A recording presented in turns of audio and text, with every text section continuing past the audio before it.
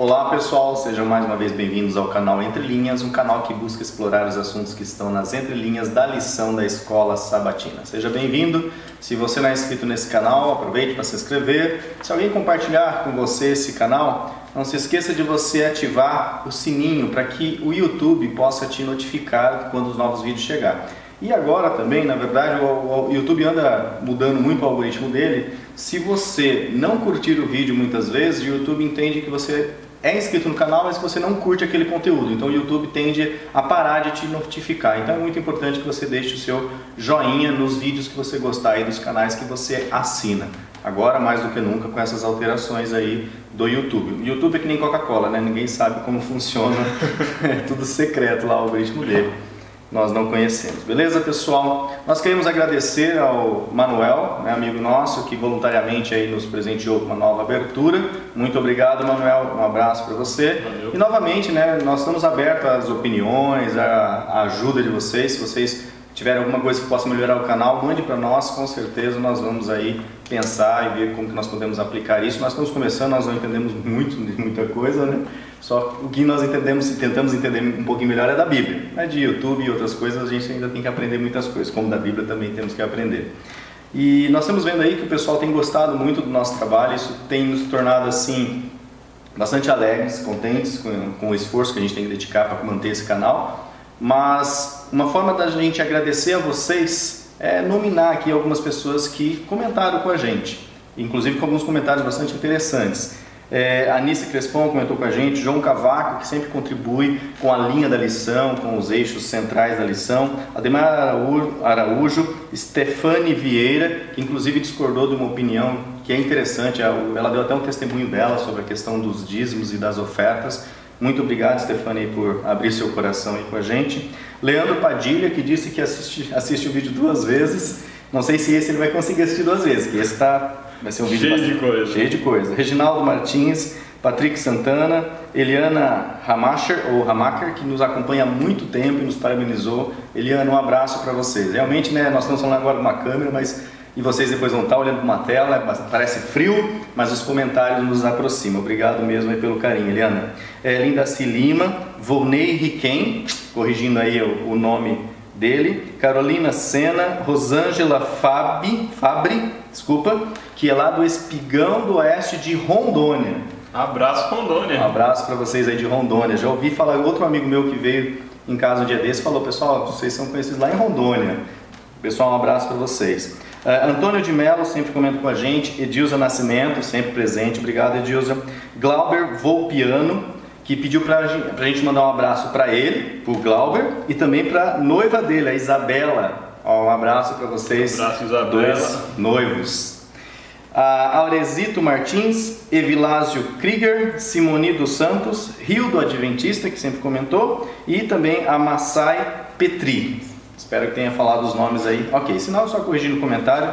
Estamos aprendendo aí muita coisa, pessoal. Um abraço a vocês todos que têm apoiado o nosso canal. Mas vamos lá às entrelinhas então, que interessa. Nós estamos na 10ª lição, a função da mordomia cristã. E nós temos um desafio de nos manter, né, dentro... Em 1 hora. Em 1 hora eu já perdi essa esperança, mas vamos lá, vamos acelerar então, né? A função da mordomia cristã. Por que vamos acelerar, pessoal? Nós preparamos aqui, né, Cristo como centro, a doutrina do santuário, doutrinas cristocêntricas, 3 mensagens angélicas e a mordomia. São temas que na verdade vai ser um desafio para um professor passar isso em meia hora, 40 minutos. Aí para facilitar a gente trouxe profecias de Daniel junto aí, né? E nós vamos por as entrelinhas disso tudo. Pessoal, então se preparem aí, espero que vocês gostem. Vamos lá então. Na lição de sábado, né, nós vamos começar analisando o verso para memorizar, que é lá de 1 Tessalonicenses, capítulo 4, verso 7, que diz: Deus não chamou para a impureza, e sim para a santificação. Qual seria o contexto? Quem disse? Quando disse? Vamos tentar explorar um pouco mais esse verso. Como esse verso está relacionado também com o tema de quinta-feira, então toda a questão de santificação vai ficar para lá. Vai ficar para quinta-feira. Então, vou trabalhar um pouquinho o contexto do verso para fazer um pouco mais sentido esse texto, né? A gente está falando aqui, Tessalonicenses, a igreja foi fundada em 49, 51, né? Há uma certa divergência, segunda viagem de Paulo provavelmente, e o objetivo estimular a perseverança, e tinham ali uma questão que era recorrente, que provavelmente preocupava o pessoal de Tessalônica, que era com relação à segunda vinda. Havia algumas pessoas já morrendo, eles já achavam que essa segunda vinda do Messias ia ser breve, e aí eles começam talvez ali a ter alguns tipos de problemas com isso. Há quem diga também que tinha alguns problemas com alguns cristãos mais bem abastados. Vamos contextualizar um pouquinho mais aqui. Tessalônica é a capital da Macedônia, era um local próximo ao mar, era um porto onde vinha navios do mundo inteiro. Grandes estradas do império acabavam chegando ali, então comércio do mundo inteiro ali. Agora ocorre o quê? A igreja não era uma igreja rica. Por quê? Haviam muitos latifundiários que tinham grandes espaços de terra, um povo que vivia da pesca, muitas pessoas que viviam da pesca, uma elite política, militar e do comércio, uma classe média de funcionários públicos e alguns funcionários militares, mas o povo era essencialmente pobre, né? E a gente lembra, a gente falou de semana passada, né? Ali na Macedônia, aquele pessoal que queria muito dizimar o pessoal da Judéia. Logo a gente conclui o que essa igreja não era uma igreja das mais problemáticas. Ela tinha situações difíceis, mas havia ali uma empatia, vamos dizer, entre o apóstolo Paulo e aquelas igrejas na Macedônia. Então ele não está falando isso daqui, falando em santificação para eles como recriminação de forma alguma, mas é mais com um cuidado com uma igreja que ele gostava muito, que era uma igreja muito querida. Inclusive, ele era tão preocupado com aquela igreja, que ele simpatizou provavelmente de cara, que ele mandou Timóteo lá e mandou cartas para Timóteo para saber como é que estava. Então, assim, isso daqui propriamente é uma preocupação que ele teve com aquele povo e que nós temos que nos preocupar. Aquela coisa, o fato de você estar em pé, cuidado para não cair. Legal. Avançando agora para o tema de domingo, Cristo como centro. Nós vamos começar aqui analisando alguns textos que são apresentados na linha da lição, né, Ricardo? Isso. Temos o texto lá, vamos analisar primeiro o texto de João 5,39, que diz assim na minha versão: examinais as Escrituras, porque julgais ter nela a vida eterna, vírgula, e são elas mesmas que testificam de mim. Isso, muito bem. Esse examinais aqui, às vezes a gente pode querer entender que isso aqui é uma ordem. Examine as Escrituras, como se Cristo estivesse dando uma ordem aqui, ou seja, que esse verbo aqui estivesse no imperativo, mas nota que está examinais, não é? Se estivesse no imperativo estaria examinai as Escrituras. E por que a gente sabe que o verbo aqui que não é uma ordem imperativa aqui? Porque se fosse uma ordem imperativa, a conclusão dela estaria assim: porque vocês obterão nela a vida eterna. Aqui o verbo aqui, ele está no indicativo, ele tá demonstrando uma situação. No sentido mais ou menos assim, é no indicativo presente aqui, né? É uma ação contínua, mas isso é uma crítica.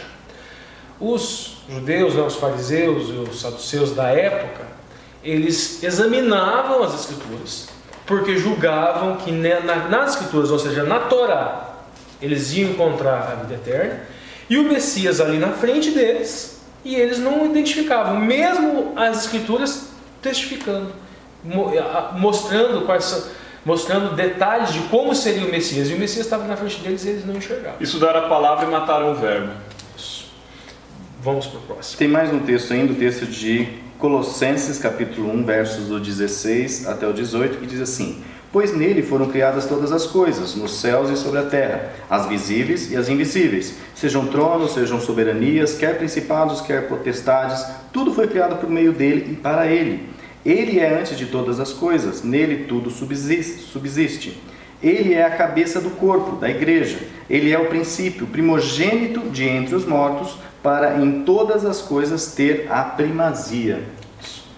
Nós vamos falar um pouquinho mais disso lá mais para frente, quando a gente fala das festas, né? Isso. Mas aqui, uma expressão aqui que é interessante é a questão as coisas foram feitas por intermédio dele, né? O primeiro elemento que a gente retira daqui, como é a pergunta, inclusive, que está na linha da lição, é Cristo como sendo o agente criador. No concordância de Stronger, né, a preposição grega dia é no sentido de através ou intermédio de. Então ele foi o canal pelo qual foram criadas todas as coisas. Próximo. Legal. O próximo texto, que vem lá em Romanos 8, verso 21, diz assim na minha versão: na esperança de que a própria criação será redimida do cativeiro da corrupção, para a liberdade da glória dos filhos de Deus.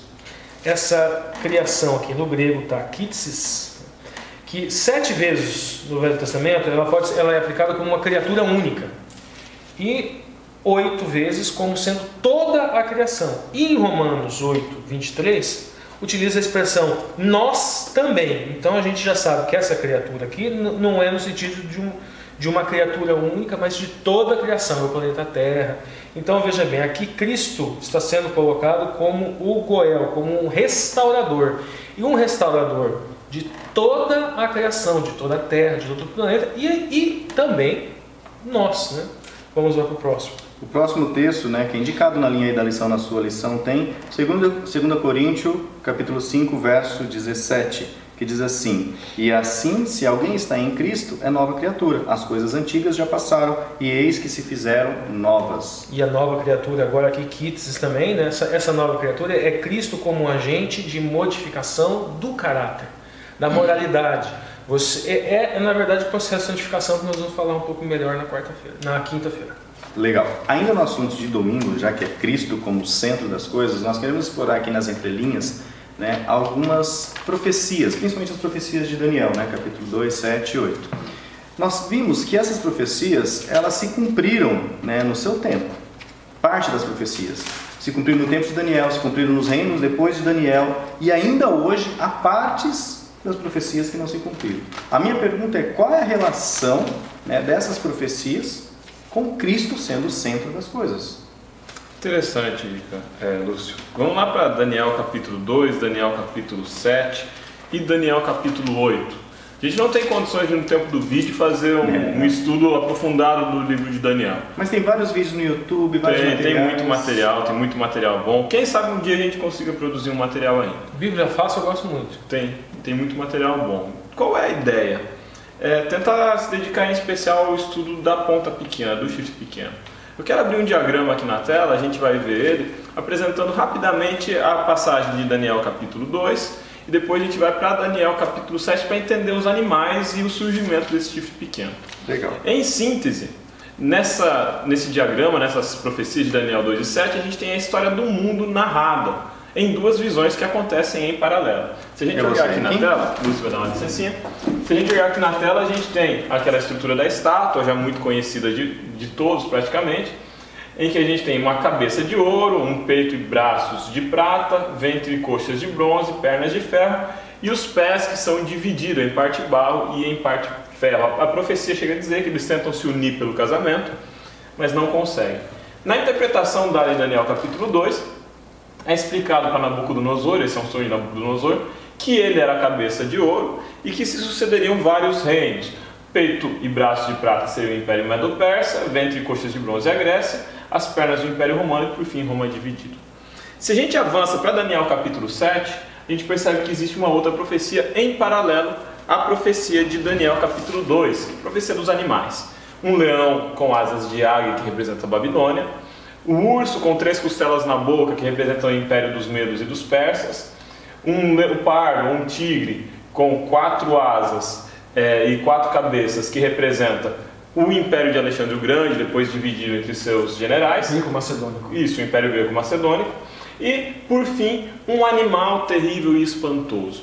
Esse animal terrível e espantoso vai ter algumas características que combinam com as pernas de ferro, mas o mais interessante dele é que ele tem 10 chifres. E que, em um dado momento da profecia, desses 10 chifres, 3 são arrancados para que um chifre pequeno ele apareça. E é desse chifre pequeno que a gente vai falar aqui. Pode voltar, Lúcio. A gente vai analisar primeiramente a leitura de Daniel capítulo 7, lá no versículo 8. Se o Lúcio puder ler para a gente. Na minha versão diz assim: estando eu a observar os chifres, eis que entre eles subiu outro pequeno, diante do qual 3 dos primeiros chifres foram arrancados. E eis que neste chifre havia olhos como os de homem, e uma boca que falava com insolência. Muito bem.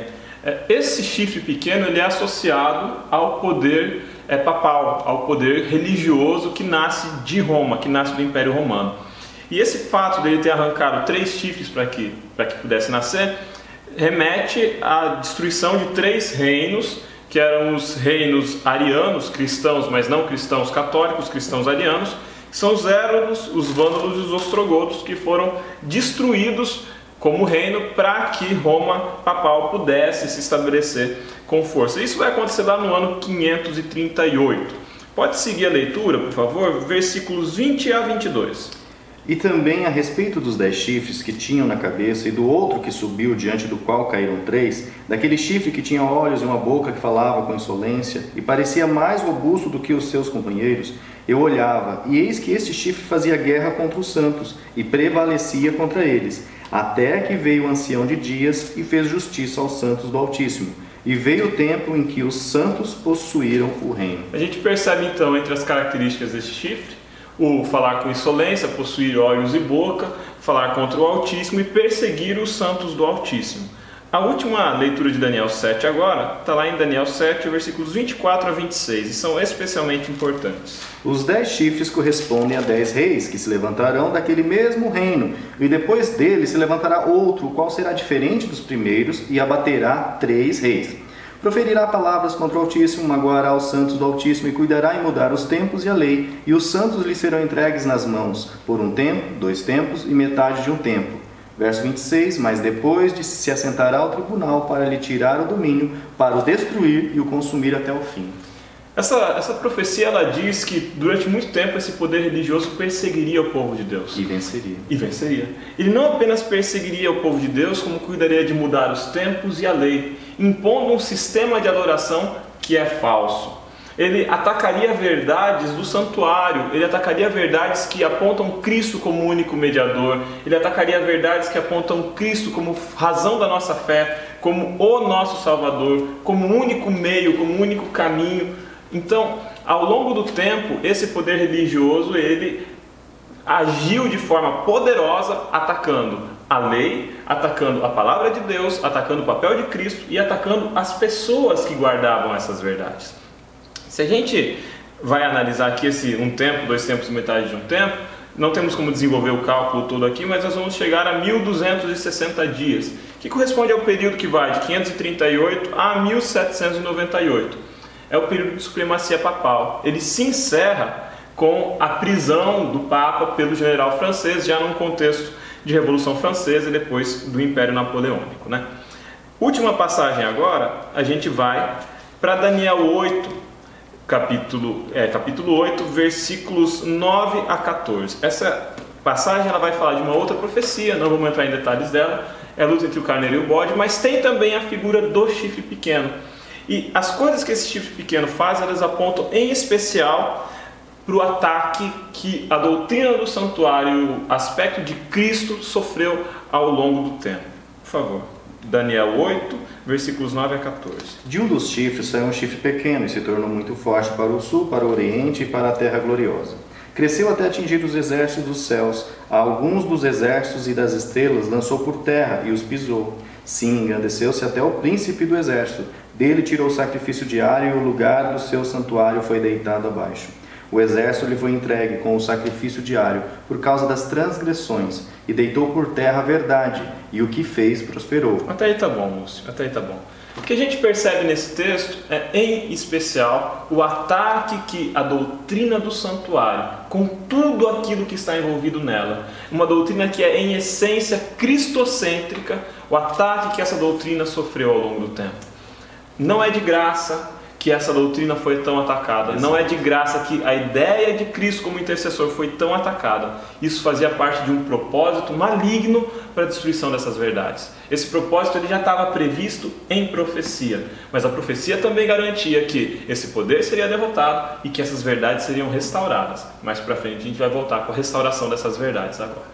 Já pegando o gancho então, nós vamos agora para a segunda-feira, a doutrina do santuário. Nós preparamos aqui uma fala onde nós vamos detalhar, né, as áreas do santuário, os objetos que estavam no santuário, para que você, né, relembre. Nós sempre sabemos disso, mas é bom, né, sempre relembrar um pouco e trazer ainda um pouco mais a visão mais do povo judeu sobre esses itens. Né? Isso, vamos lá. O Mishkan, né, que é o tabernáculo. O Mishkan é residência ou habitação. Né? A divisão, vamos lá, primeiro o pátio. Trabalhar uma simbologia, a gente tem que ser meio rápido. Né? O pátio simbolizaria o planeta Terra.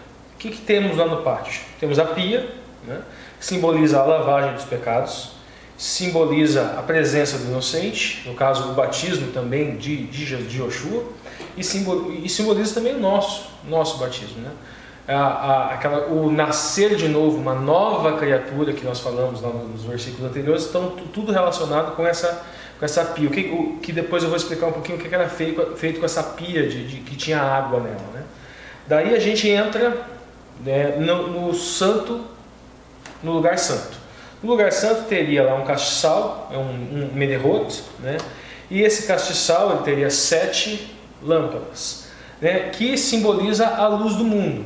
É feita às vezes uma interpretação de que com as 7 igrejas do Apocalipse, ou seja, é o Messias levando luz a igreja em 7 períodos diferentes da história da história da humanidade. Aí a gente tem o pão da propiciação, Cristo como sendo o pão da vida, e a gente vê que na mesa havia o quê? Haviam 12 pães. A gente faz uma associação com as 12 tribos, ou seja, o pão da vida, esse símbolo 12, na verdade simboliza o povo de Deus. A gente pode fazer um paralelo com 144 mil, que é 12 vezes 12. E fala que é multidão que não se podia contar. Então esse 144 mil na verdade não é literal. Esse 144 mil é o povo de Deus. É o povo de Deus elevado a milésima, multiplicado por 1000. E esse povo de Deus, todos eles têm o pão da vida. Aí a gente vai lá, o altar do incenso simboliza a obra mediadora do Messias, e a fumaça, no caso do incenso, simboliza as nossas súplicas, as nossas orações, as nossas preces, a techuvá. O ouro simboliza a fé e o amor, e daí a gente entra no Santo dos Santos. Daí no Santo dos Santos a gente encontra a Arca da Aliança ou a Arca do Testemunho. Tinha 2 querubins que simbolizam os anjos, né, em volta do trono de Deus. Essa arca simboliza o trono de Deus, e a Shekinah, que era aquela força sobrenatural, a presença de Deus nesse trono. Essa arca ela tinha o hilastério, que seria a tampa dela, né, que é o propiciatório, ali onde se aspergia o sangue. Era mais ou menos assim, era como se fosse uma proteção para o que estava dentro dela. O que estava dentro dela? Dentro dela estão os princípios do governo de Yahweh. Nós temos ali a lei, que simboliza o caráter de Deus. Nós temos ali a autoridade, que está ali o cajado de Arão. E nós temos ali o maná, Deus como sendo aquele que nos sustenta. Que provê. Que provê, exatamente. Então assim, agora eu vou trabalhar um pouquinho aqui para a gente entender um pouquinho melhor a questão do serviço. Eram vários sacrifícios diferentes. O Kohen, né, os Leviins, né, que eram os descendentes de Levi e os Kohens, eles tinham trabalho nesse santuário. Eles pegavam, mas eram corbãs diferentes para cada situação diferente. Vamos trabalhar um pouquinho isso. O primeiro era um bezerro, está em Levíticos 4, 2 a 12. Quando o Kohen, quando o sacerdote ungido, ele cometia um ratá, que é o pecado em hebraico, que é o errar o alvo. Tem gente que fala que esse ratá é o pecado inconsciente. Não, é o errar o alvo. Pode ser tanto consciente quanto inconsciente. É um pecado. Se levava um bezerro para espiar o pecado do Kohen. Se aspergia 7 vezes, tem uma diferençazinha lá. Agora, para toda a comunidade, existia um sacrifício, era um novilho. Estava lá em Levíticos 4, 13. Também se aspergia o sangue 7 vezes. Agora é o sacrifício de um bode macho, Levíticos 4, 22, 26. Quando o chefe, um cabeça de tribo, um ancião, cometia também um ratá, né, um pecado naquele sentido amplo, mesmo um hamarti hebraico. Aí se aspergia uma vez, a diferença. Agora uma cabra fêmea, está em Levíticos 4, 27. Pessoa comum cometia esse tipo de pecado, se aspergia uma vez.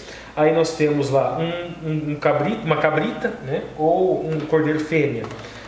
Daí a pessoa que oculta um pecado. Veja bem que esse pecado aqui pode ser uma pechá, uma revolta, qualquer tipo de pecado, mas que ele oculta esse pecado. Ou toca algo imundo, ou jura mal ou bem. Aí o próximo. Nesse Levítico 5, 7 a 10, nós temos o caso de 2 rolas ou 2 pombas. É o caso do pobre que não poderia trazer um cordeiro. O pobre que não poderia trazer o cordeiro, ele trazia 2 pombas, mas na mesma situação, ocultar o pecado, tocar algo imundo, jurar mal ou bem, cometer o pecado. Daí, se o pobre não podia nem levar as 2 rolas. Então daí a 10ª parte do efado de uma flor de farinha. Então é Levíticos 5, 11, 13. Então assim, o sacrifício era para todos. Qual que é a simbologia disso aqui? Todos esses sacrifícios que simboliza o Messias, que expia o pecado da humanidade. O sumo sacerdote, o Kohen, que fazia esse serviço, também simboliza o Messias. O Adventismo, a doutrina do santuário, que é uma característica do Adventismo, ela é mais completa, e por isso até que eu estou aqui, porque a maioria para no Cristo como Cordeiro. Cristo como Kohen, fazendo um trabalho no santo, e fazendo um trabalho no Santos dos Santos, é uma peculiaridade, é algo próprio do Adventismo. Eu queria fazer uma pergunta. O povo judeu, que era detentor dessas tradições, desses rituais, eles tinham consciência de que cada móvel do santuário tinha esses símbolos? Ou agora que nós aplicamos esses símbolos aí, essas interpretações, eles tinham esse sentido? Então, assim, eu já li um rabino específico falando que o santuário terrestre era espelho de coisas que existiam no céu. Que a Rué estaria... Mas assim, nós entendemos hoje que essa verdade que nós estamos falando aqui, entendemos ser verdade, ela se perdeu ao longo do tempo. Inclusive naquela fala que nós trabalhamos, nós estudamos um pouquinho lá para trás, né, a questão do examinar as Escrituras, a crítica que era feita aos judeus, é que eles, já na época de Cristo, essa verdade se perdeu. Eles já não estavam mais percebendo. Então, para aquelas pessoas que aceitam o Novo Testamento como um pressuposto lógico para toda uma construção teológica, basta ler aquele versículo que fala examinar as Escrituras da maneira correta, que nós vamos perceber isso. Para as pessoas que só o velho, ele vai ter que fazer uma análise mais acurada, vai ter que pedir para o Espírito Santo eliminar e mais. Mas o que nós entendemos é que isso já está lá no Velho Testamento. Mas alguns não enxergavam. Faziam, praticavam, mas era um ritual. E o judaísmo ortodoxo hoje, mesmo tendo alguns rabinos, nós podemos pensar um detalhe aqui, um detalhe acolá, que seja muito parecido com aquilo que a gente está falando aqui, a maioria não aceita. É o rito pelo rito. Isso é o rito pelo rito. Avançando agora então para terça-feira, doutrinas cristocêntricas.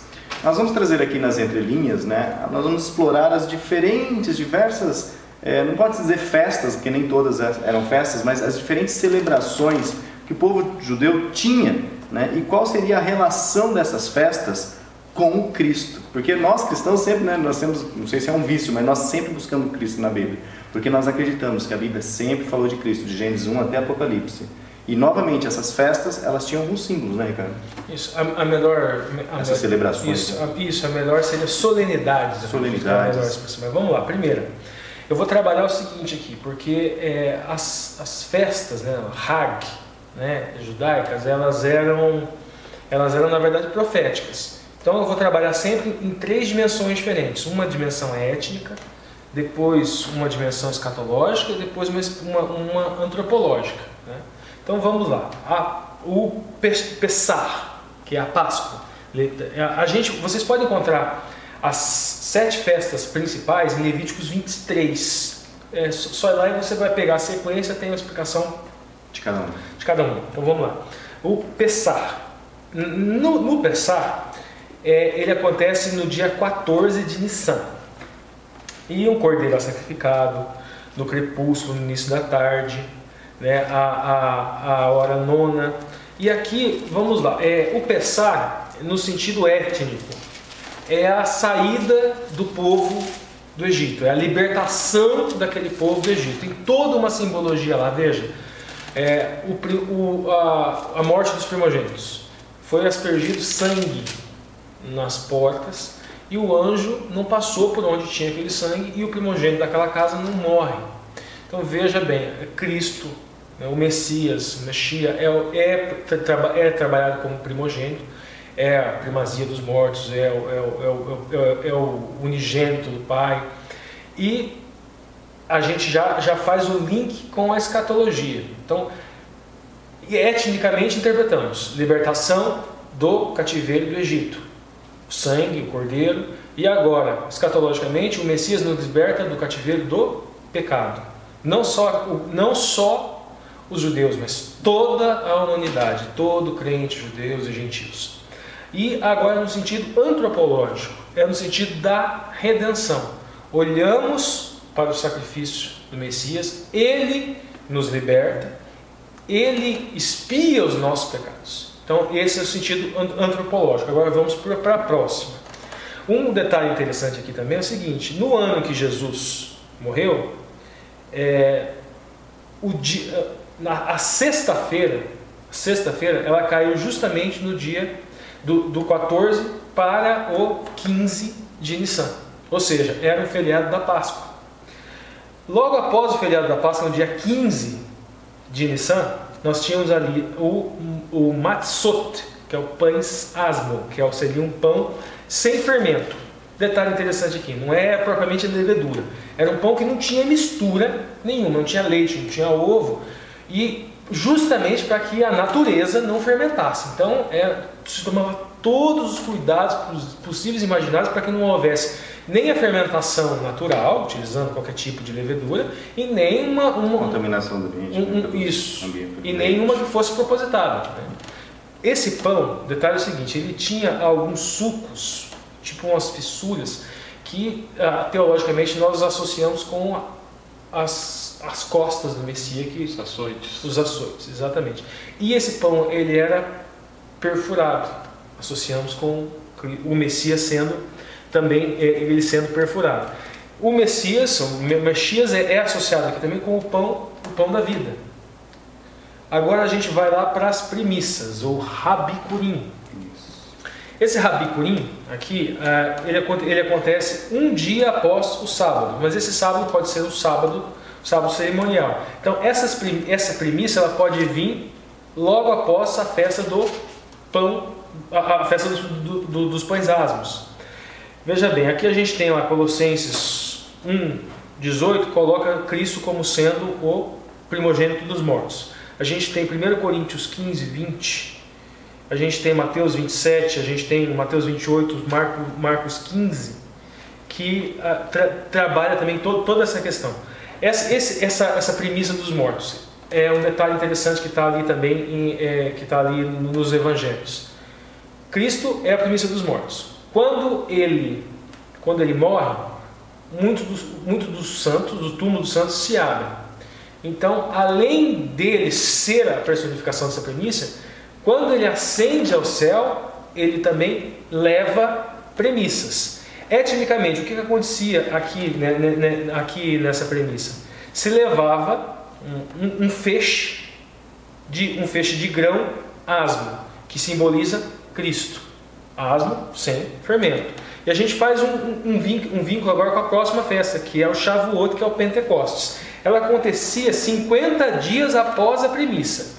Etnicamente, 50 dias após a saída do povo do Mar Vermelho, o que acontece? Vem a lei de Deus. Agora, escatologicamente, 50 dias após a ressurreição, vem Ruach HaKodesh, no caso, o Pentecostes, o derramamento do Espírito Santo. Nessa festa se utilizava 2 pães fermentados. Veja que na de cima era um pão sem fermento. Agora aqui no Shavuot é 2 pães fermentados, que simbolizavam os judeus e simbolizavam os gentios. Essas 4 primeiras festas, elas coincidiam com o fim das chuvas. Então aqui nós trabalhamos também o que? Chuva temporã. Ou seja, o Espírito Santo, a influência do Espírito Santo no tempo devido. Agora, a próxima é o Shofarot, ou o Yom Teruah, que é o dia do despertar, né, que é a festa das trombetas. Ela acontecia no primeiro dia de Tishri, que ela simboliza escatologicamente o arrebatamento. Um detalhe agora, a questão étnica, né? É a questão, ela acontecia na lua nova. E nessa festa das trombetas haviam vários tipos de trombetas que eram tocadas, com sons, com intensidade diferente, mais de 40 tipos de trombetas. Não é só aquele sentido de a trombeta servia para a guerra, não. Ela também existia uma estrutura dessas trombetas aqui dentro dessa festa. E quando se tocava a última trombeta, todo mundo parava. A pessoa estava plantando o que estivesse plantando, parava e ia para o templo.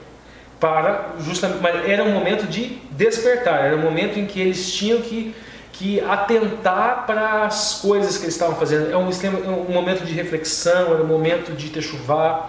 E a gente faz um link aqui, no caso, com a redenção, com a volta do Messias, com a segunda vinda do Messias. Se a gente abre o Apocalipse, faz silêncio no céu também. Isso.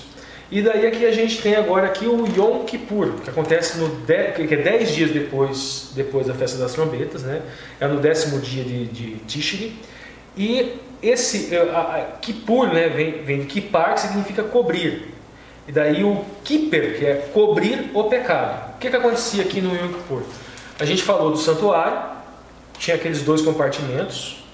No Yom Kippur, o Kohen, né, o Kohen Gadol, que é o sumo sacerdote, ele passava do santo para o santo dos santos, para fazer a purificação do santuário. Aqui, escatologicamente, a gente tem a ideia de 1844. O Alexandre falou das 2.300 tardes e manhãs, né, e ela culmina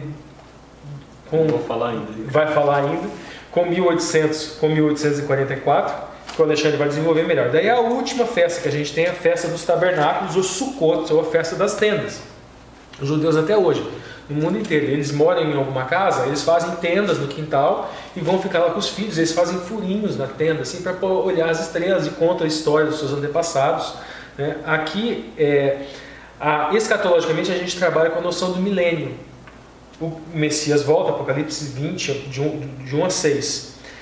O interessante aqui, ela acontecia na lua cheia e ela durava 7 dias, que muitos teólogos adventistas defendem que quando Cristo vier, essa viagem, vamos dizer assim, dos salvos, né, no universo para passar pelo milênio, ela vai durar exatamente 7 dias. Daí no 7º dia nós teríamos o Rosh Hashanah Rabbah, que seria o dia da grande Hosana. E a gente acaba com a grande Hosana. Agora, ainda continuando, né, nesse contexto das doutrinas cristocêntricas, nós vimos aqui, né, as festas.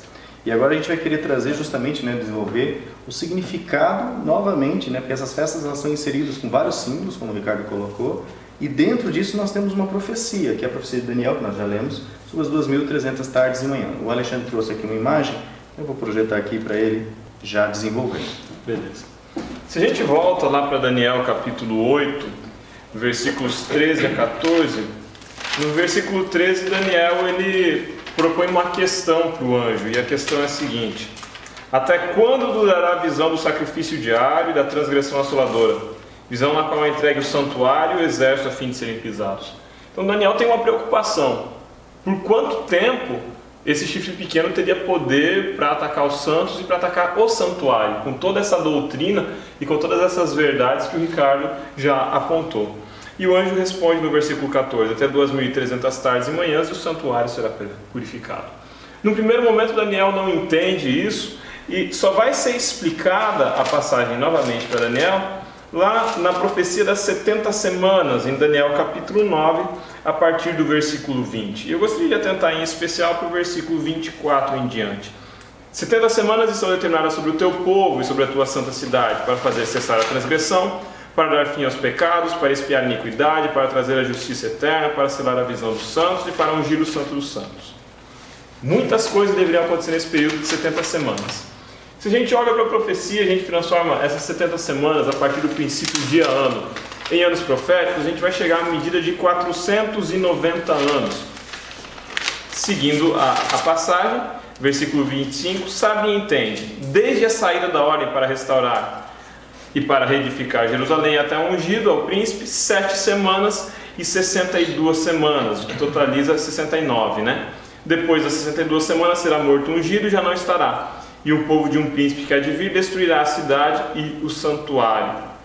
Versículo 27, ele fará firme aliança com muitos por 1 semana. Na metade da semana fará cessar o sacrifício e oferta de manjares. Sobre a asa das abominações virá o assolador, até que a destruição que está determinada se derrame sobre ele. Aqui, o anjo está respondendo duas questões para Daniel. No primeiro momento, quanto tempo duraria esse cativeiro babilônico? Daniel tinha uma preocupação por quanto tempo vai durar esse cativeiro babilônico. No primeiro momento ele associou 2.300 tardes e manhãs ao cativeiro babilônico, ele ficou com medo disso. Aí o anjo explica para ele, não, essa profecia diz depois do cativeiro babilônico. A partir do momento em que for dada a ordem, conta um período de 7 semanas e depois mais 62 semanas. O que deve acontecer nesse período? No período inicial de 49 anos, ou as 7 semanas, a gente tem a reconstrução de Jerusalém, que acontece após a ordem para reedificar Jerusalém, que foi dada em 457 a.C. Depois nós temos um período ainda de 62 semanas.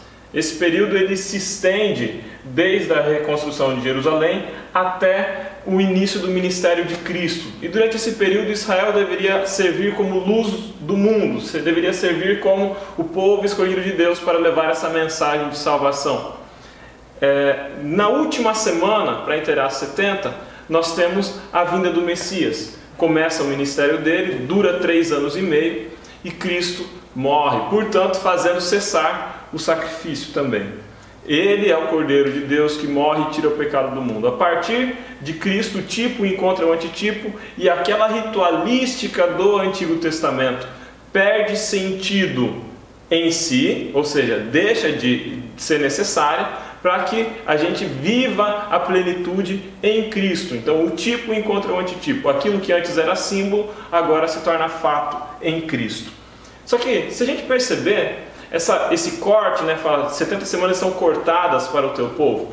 Esse corte das 70 semanas indica para nós o início de um período profético, de 2.300 tardes e manhãs, que se estendem de 457, mas só vai acabar lá em 1844. E o que acontece em 1844 é de suma importância. Nós vemos que os santos são entregues nas mãos do chifre pequeno por 1.260 dias. Isso termina em 1798. Mas é a partir de 1844 que nós temos com muita força o retorno da pregação de mensagens que estavam desencontradas. É a partir de 1844 que a verdade do santuário volta com muita força. É a partir de 1844 que muitos daqueles símbolos que tinham sido esquecidos pela força da atuação do chifre pequeno, eles passam a ser revisitados. E a gente tem agora um movimento profético que caminha para a restauração de verdades. Um movimento que já era previsto em Apocalipse, por exemplo, quando nós temos a passagem já bem conhecida de João e do livrinho, que está lá no livro de Apocalipse, capítulo 10, versículos de 8 a 11, em que João come um livrinho, esse livrinho lhe é doce na boca e amargo no ventre, mas ao final disso, apontando para o grande desapontamento de 1844, ao final disso o anjo fala para ele, importa que você profetizes novamente. Do grande desapontamento de 1844 surgiu um movimento que teria uma missão profética, restaurar verdades que haviam sido esquecidas, que haviam sido apagadas por aquele chifre, aquela ponta pequena que tratou de perseguir os santos, que tratou de magoar os santos, que tratou de mudar tempos e lei e que atacou o santuário. Realmente esse vídeo não dá para assistir em 1,5 nem em 2x, né? Muitas palavras por segundo. E toda essa informação, às vezes, ela fica condensada, né? Tudo aquilo que o Ricardo traz, tudo que eu tenho trazido também, acaba ficando muito condensado. É para quem já tem um certo conhecimento e já sabe de que profecias nós estamos falando. Se você aí de casa não conhece essas profecias ainda, por favor, vá procurar material auxiliar, vá procurar material complementar que vai te ajudar a entender isso aqui, porque é muito rico e é muita informação. E para você, professor da Escola Sabatina, né, já começa a ter um objetivo principal aqui, que é levar os seus alunos a entender, né, Cristo sendo o centro de tudo, né, dessas festas, dessas profecias e também de outras coisas que a Bíblia vem apresentando para nós. Vamos avançar agora então para quarta-feira, que novamente tem aqui as 3 mensagens angélicas. E nas 3 mensagens angélicas, né, nós conhecemos as 3 mensagens. Se você é novo nisso, também tem materiais bastante completos, né, que vão detalhar. O que nós queremos aqui é só pegar a linha da lição e abordar aqui algumas entrelinhas. Primeiro, né, nós vamos perguntar, não perguntar, mas o Ricardo vai falar sobre a primeira mensagem angélica, que é sobre juízo. Nada como um advogado a gente falar sobre juízo. Vai lá, Ricardo. Bom, a primeira mensagem angélica, ela trata de juízo, adorar aquele que fez o céu e a terra, né, que é chegada a hora do juízo. A gente tem só para se localizar um pouco de casa, Apocalipse 14, versículo 7, né? No começo vem ali, viu outro anjo voando pelo meio do céu, tendo o evangelho eterno para pregar. E aí no verso 7, dizendo em grande voz: temei a Deus e dai-lhe glória, pois chegada a hora do seu juízo. E adorai aquele que fez o céu, a terra, o mar e as fontes das águas. Isso. A gente contextualiza aqui a imagem. Posso pegar aqui? Com a imagem aqui. Essa primeira mensagem angélica está justamente aqui, ó. 1844. Então, o santuário, né, essa doutrina, essa teologia do santuário celestial, ela se casa perfeitamente com o santuário, com Daniel, com o Apocalipse. Então, a gente vê ali a Bíblia inteira tendo uma coesão, tendo uma lógica. E essa primeira mensagem angélica trata sobre juízo. Quando o Kohen Gadol, né, no caso o Messias enquanto Kohen Gadol, ele sai do santo, no céu, no caso, para o santo dos santos, começa o juízo que é o chamado de juízo pré-advento, que é o juízo investigativo. Nesse juízo investigativo, né, os que serão salvos e aqueles que não serão salvos, há vários livros, vamos dizer assim, no Apocalipse, não tem como a gente dizer quais são todos eles, e na verdade isso é uma linguagem humana para explicar algo que é absolutamente incompreensível, como seriam esses livros. Talvez se fosse escrito hoje falaríamos de computadores, né? Vai saber os arquivos, né? Mas existe uma forma que a gente nem imagina qual é. Um banco de dados. Um banco de dados que a gente nem imagina qual é. Podemos dizer banco de dados. E nesse banco de dados vai se trabalhar o comportamento, onde se tem descrito tudo aquilo que cada um fez. Cada alma vivente. Cada alma vivente fez. Seria o juízo investigativo. Para que esse juízo investigativo, sendo que Deus é onisciente? Justamente para a próxima fase do juízo que viria depois da segunda vinda do Messias, que seria o milênio no céu, que seria um juízo probatório. Mas tudo bem, para que todos esses arquivos então? É para nós, para os salvos, quando chegarem no céu, entenderem esse plano de salvação. São pessoas diferentes, com capacidades diferentes, com níveis de verdade alcançada diferentes, níveis de santificação diferentes. E chega lá, imagine, por exemplo, Estevão chegar lá e encontrar Paulo. Então ele vai ter acesso a todos esses livros, provavelmente ele vai ficar curioso. Como ele vai estar glorificado, ele não vai ficar triste, com certeza não. Mas se nós estivermos lá, teremos surpresas. A maior surpresa é a gente estar lá, acredito eu. Eu acredito no Estevão muito feliz olhando para Paulo. Se a gente olha para o momento da morte de Estevão, ele olhando para o céu e o céu aberto diante dele, eu acredito que Estevão, encontrando Paulo, vai ficar muito contente. Mas por outro lado, alguém que ele tinha certeza que ia estar lá, não está. Então esses livros servem para isso. E a terceira fase seria o juízo executório. Depois do milênio, Jerusalém desce, Gog e Magog, né, os ímpios ressuscitam, Satanás engana esses ímpios, e todas aquelas doutrinas estranhas contribuem para que Satanás engane Gog e Magog. Se essas doutrinas estranhas elas não se manifestarem, ele não teria essa possibilidade. E essas doutrinas estranhas, justamente a segunda, que é a Babilônia. O Alexandre vai falar melhor. Sim, a gente segue para a segunda mensagem angélica, né? Lá no versículo 8 de Apocalipse 14, seguiu-se outro anjo ao segundo, dizendo: caiu a grande Babilônia, que tem dado a beber a todas as nações do vinho da fúria da sua prostituição.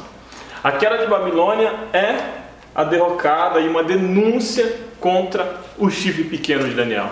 A gente olha para a Babilônia caindo aqui e a gente percebe que, se numa primeira missão profética desse povo com um dever profético, se numa primeira missão nós temos o anúncio de um juízo que está às portas, numa segunda missão, num segundo dever profético, esse povo deveria promover uma ativa denúncia à corrupção de Babilônia, uma ativa denúncia à corrupção do chifre pequeno, da ponta pequena.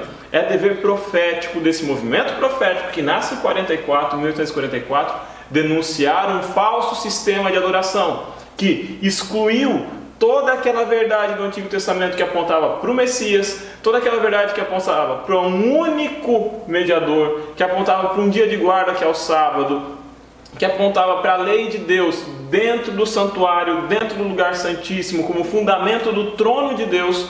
Então todo esse sistema de valor que foi abandonado pela Babilônia e que foi resgatado por esse movimento profético, agora compete a ele também denunciar o falso sistema de adoração.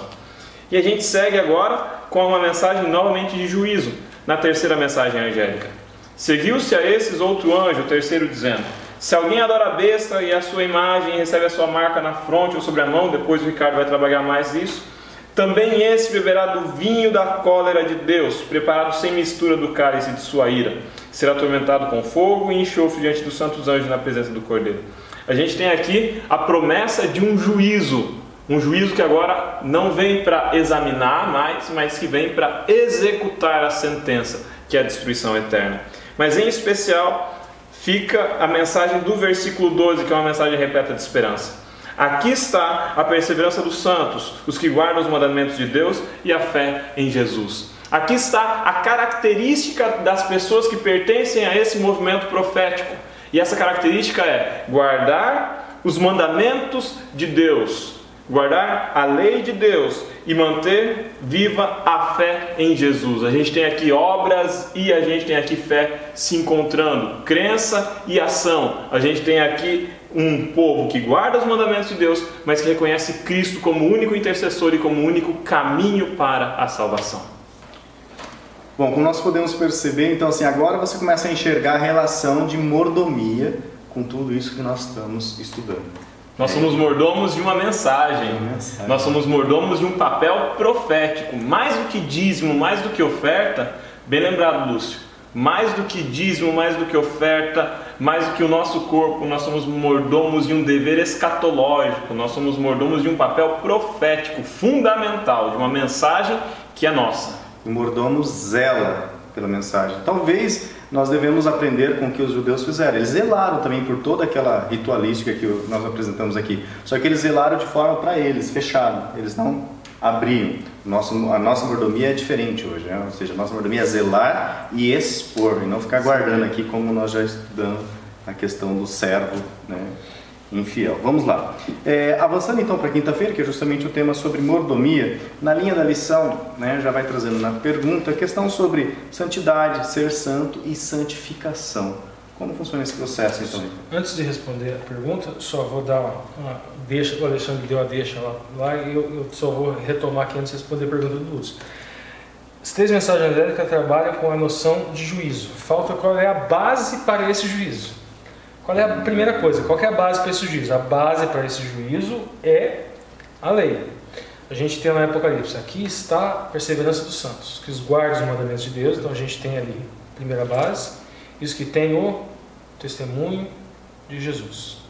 Então é a lei, ok. Só que o apóstolo Paulo trabalha muito bem esse sentido de lei, que existe a Torá das obras, existe a Torá da graça. Então, esta lei não é da seguinte maneira: cumpriu o mandamento, está salvo. Não cumpriu o mandamento, condenado. Está condenado. Não. Esse juízo, ele envolve uma questão muito maior. Envolve a questão do seguinte: você deseja trilhar qual caminho? Deseja trilhar o caminho da vida? O caminho da vida é seguir a Jesus, é seguir a Yoshua, é aceitar a parte da Torá que fala sobre graça. Se você recebeu essa misericórdia, se você recebeu essa graça de Deus, Ele perdoou os seus pecados, você pratica tzedakah, você pratica atos de bondade, você vai buscar cumprir as mitzvot. Você vai conseguir cumprir todas as mitzvot? Não vai conseguir cumprir todas as mitzvot. Então você vai fazer o quê? Vai fazer teshuvah, vai se arrepender, vai pedir a Deus para te ajudar a cumprir essas mitzvot. Mas não para ser salvo, mas por gratidão. Esse é o juízo. O juízo não é você encontrar justiça própria. Se você tentar encontrar justiça própria, você cai da graça. Não é só essa questão dos critérios também, mas falta mais uma questão, a questão da marca da besta, da terceira mensagem, né? É 666, o número 7 é a gente pode ver, são 7 notas musicais, 7 cores do arco-íris. Na Bíblia são 7 trombetas, são 7 taças. 7 dias. São 7 dias, 7 nós temos selos. 7 selos. Nós temos aqui, apesar de terem mais 2 pós-exílio, mas são 7 festas. São 7 solenidades, melhor dizer assim, 7 solenidades proféticas. Está faltando duas solenidades pré-exílio, que eu não quis conversar sobre elas. O número 7, dentro do judaísmo, ele está enfronhado. E sempre relacionado com Yahweh. E o número 6... dentro da mitologia babilônica, estava associada com os deuses pagãos, com o serviço, com as cerimônias pagãs. Então o 666 é uma tentativa reiterada do homem, é uma tentativa reiterada do paganismo de tentar se tornar 7. O homem criado no 6º dia da criação também. E a gente tem uma marca na testa. Essa marca na testa, no caso, é no pensamento. Essas inverdades doutrinárias trazidas pela Babilônia para tentar enganar, essas inverdades estão na mente dessas pessoas que foram marcadas. E na mão, o símbolo do trabalho. Agora vamos responder a pergunta do Lúcio. Vamos lá para a santidade, santificação. Função dessa mordomia. Veja bem, essa lição trabalha sobre uma noção de... A função do mordomo aqui, nessa lição, é só a função de levar a verdade. Eu falei que lá no comecinho que eu iria trabalhar com a questão de santidade agora, né? A gente tem a palavra...